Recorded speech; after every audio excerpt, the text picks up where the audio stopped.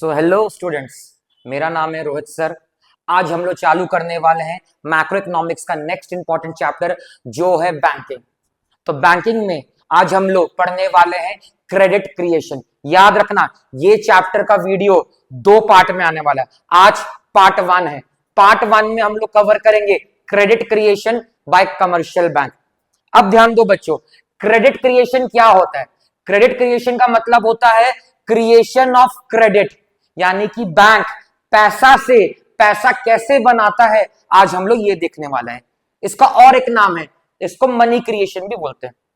तो credit creation पढ़ने से पहले हम लोग को 4 पॉइंट ध्यान में रखना होगा, तभी हम ये टॉपिक समझ में आएगा। तो पहला है एजम्पशंस। तो 2 एजम्पशंस हम लोग पढ़ेंगे।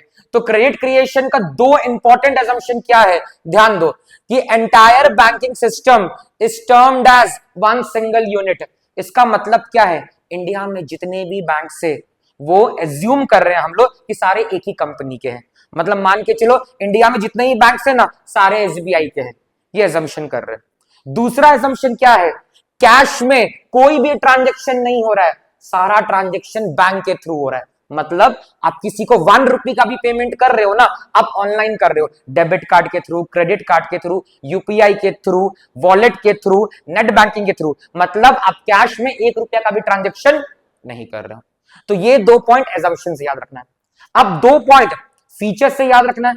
तो 2 फीचर क्या है, ध्यान दो। बैंक्स को पता है क्या कि सारा डिपॉजिटर्स, जितने भी डिपॉजिटर्स है, वो सेम डे में अपना सारा अमाउंट बैंक से आके विड्रॉ नहीं करेंगे। ऑब्वियस सा बात, ये पॉसिबिलिटी नहीं है।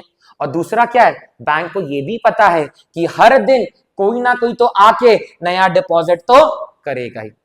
तो ये 4 पॉइंट हम लोग को क्रेडिट क्रिएशन चालू करने से पहले याद रखना है। तो अब चालू करते हैं क्रेडिट क्रिएशन प्रैक्टिकली। तो सपोज किसी पर्सन ने बैंक में इनिशियल डिपॉजिट किया है। बैंक ने इसमें क्या डिपॉजिट किया है? Initial deposit. इनिशियल डिपॉजिट कितना किया है? 1000 रुपया। अब यहां पे देखो, ये है लोन, ये है एलआरआर। एलआरआर कितना है? 20%। एलआरआर होता क्या है? लीगल रिजर्व रिक्वायरमेंट, यानी कि सेंट्रल बैंक का ने सारे कमर्शियल बैंक को बोल के रखा है कि बाबू, जब भी तुम्हारे पास कोई भी पर्सन डिपॉजिट करेगा, उस डिपॉजिट में से तुम कुछ पैसा रिजर्व के लिए निकालोगे। ये एक रिजर्व है जो हर कमर्शियल बैंक को मेंटेन करना पड़ता है।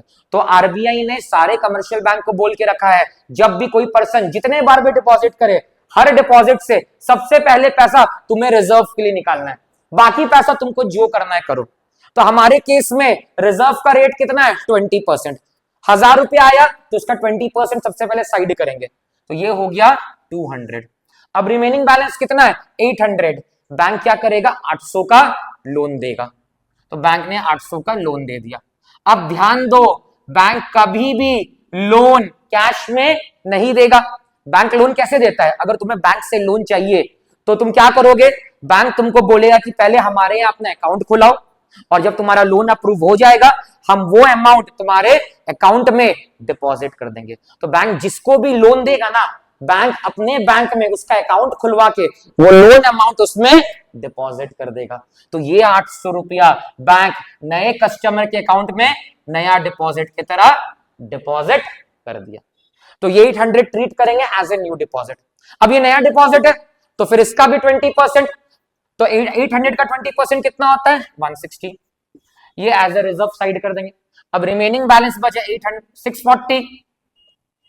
अब फिर से अगर कोई लोन मांगेगा तो बैंक क्या बोलेगा कि हम तुम्हारा अकाउंट खोल दे रहे हैं, उस अकाउंट के अंदर हम तुम्हारा ये लोन अमाउंट डिपॉजिट कर दे रहे हैं। तो नए कस्टमर के नाम पे 640 डिपॉजिट हुआ। अगेन उसका 20%, रिमेनिंग बैलेंस 512, देन राउंड 3।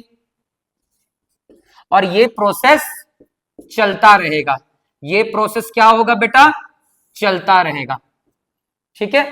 अब नोटिस करो ये प्रोसेस कब तक चलेगा। ये देखो, 1000 का डिपॉजिट से बैंक ने 5000 का डिपॉजिट क्रिएट किया, 4000 का लोन आया, और ये एलआरआर कितना आया? टोटल 1000। ये प्रोसेस एंड कब होगा? अगर तुम लोग नोटिस करोगे, एलआरआर में सारा पैसा, ये 1000 रुपया से तो जा रहा है, तो जब ये 1000 रुपया पूरा जीरो हो जाएगा, ये 1000 रुपया जीरो कब होगा? जब ये 1000 रुपया पूरा का पूरा LRR में आ जाएगा। तो कोई पूछेगा कि ये प्रोसेस कब एंड होगा?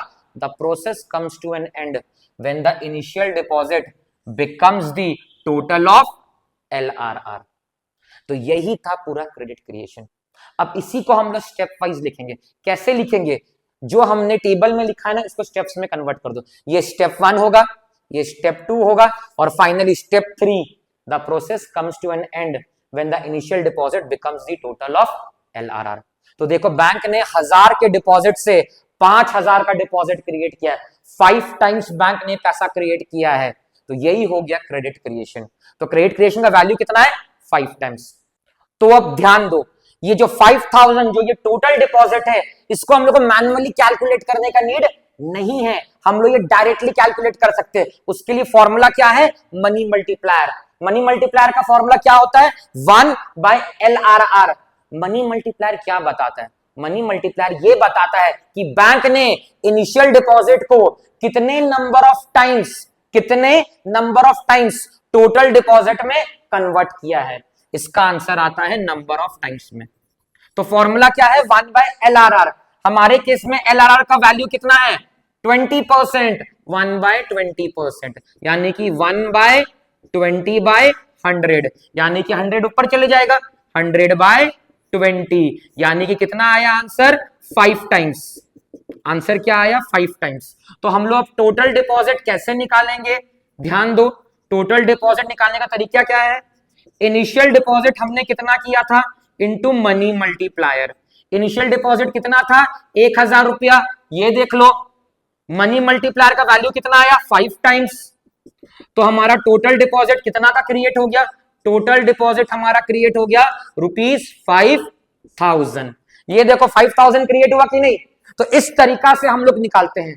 तो मनी मल्टीप्लायर में इंपॉर्टेंट है, क्रेडिट क्रिएशन में इंपॉर्टेंट है। अगर ये आया क्वेश्चन तो 4 या 6 मार्क्स का आएगा। तो बच्चों, ये था बैंकिंग चैप्टर का पार्ट 1। आई होप आपको ये वीडियो अच्छा लगा होगा। तो प्लीज चैनल को सब्सक्राइब करो और इंस्टाग्राम में भी फॉलो कर लो, क्योंकि उसमें इंपॉर्टेंट टॉपिक्स के ऊपर शॉर्ट वीडियोस आने वाले हैं। Thank you everyone and all the best for your board exam.